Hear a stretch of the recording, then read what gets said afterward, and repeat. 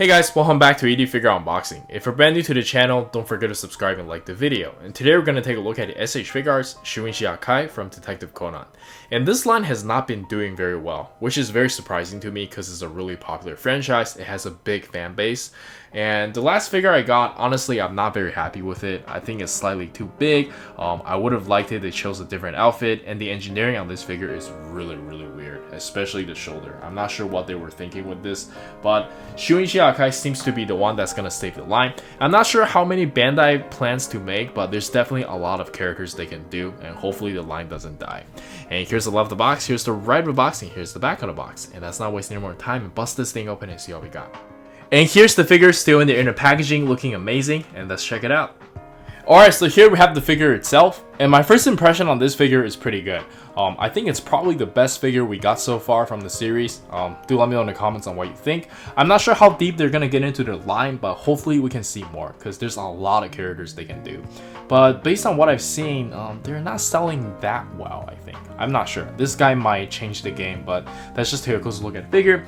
I love the attention to detail. It definitely looks like he walked out straight from the anime. The paint issues, it's non-existent. I think it's really clean for the most part, and yeah, the joints are nice and tight. Good old S.H.Figuarts. The only issue I have with this figure is probably just the size. I'm not used to S.H.Figuarts being this big, and I think slowly import companies are making the figures bigger nowadays. Maybe they're going for the American market, which is both good and bad, because I know some people prefer bigger figures, and this is honestly not that much bigger, but it's gonna look a little bit awkward if you collect some of the older stuff. But yeah, let me know in the comments on what you think, and let's check out the articulation.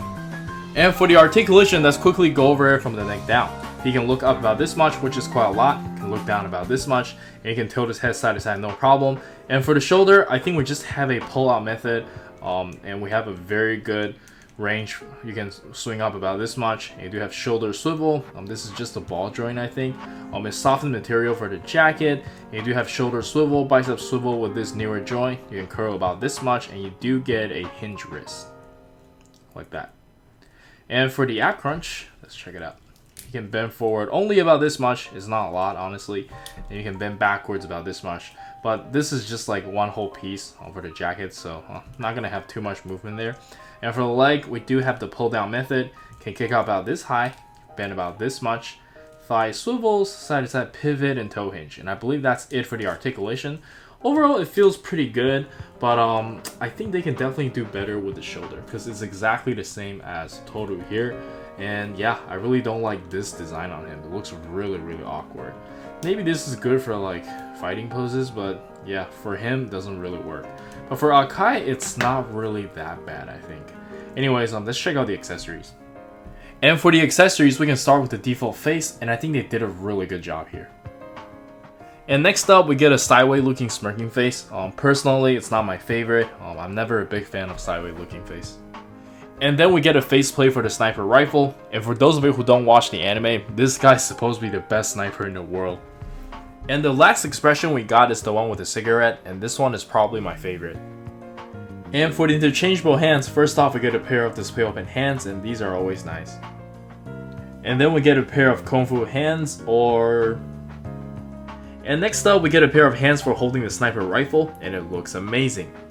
And then of course we get a pistol, and I actually didn't know he's left-handed, so we don't get any trigger finger hands for the right, which is a little bit awkward, but it should be fine. And lastly, we have the interchangeable leg piece for the pocket look. It's pretty easy, you just take this off and swap it. And I believe that's everything, and let's check out some action poses.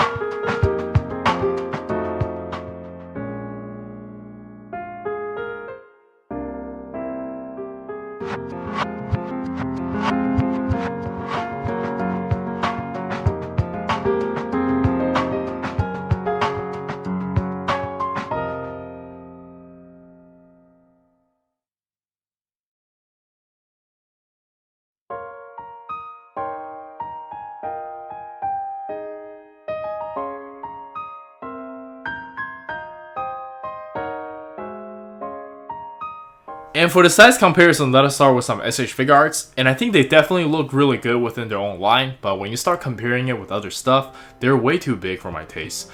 I think I usually have issues whenever like a human character is bigger than Kamen Riders, but do let me know in the comments on what you think. And I think on the other hand, like Cowboy Bebop is a little bit too small. Maybe somewhere in between might be ideal. And then we just have some Figma figures I have around, and again, I think it's slightly too big for my taste.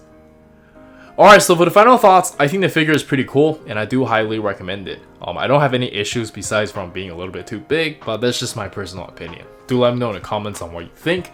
I've seen a lot of people do some cool stuff with the body, like having Tony Stark, a casual clothing version. So yeah, I think this one is definitely worth it. And this is Eric, don't forget to like and subscribe, and I'll see you guys next time. Peace!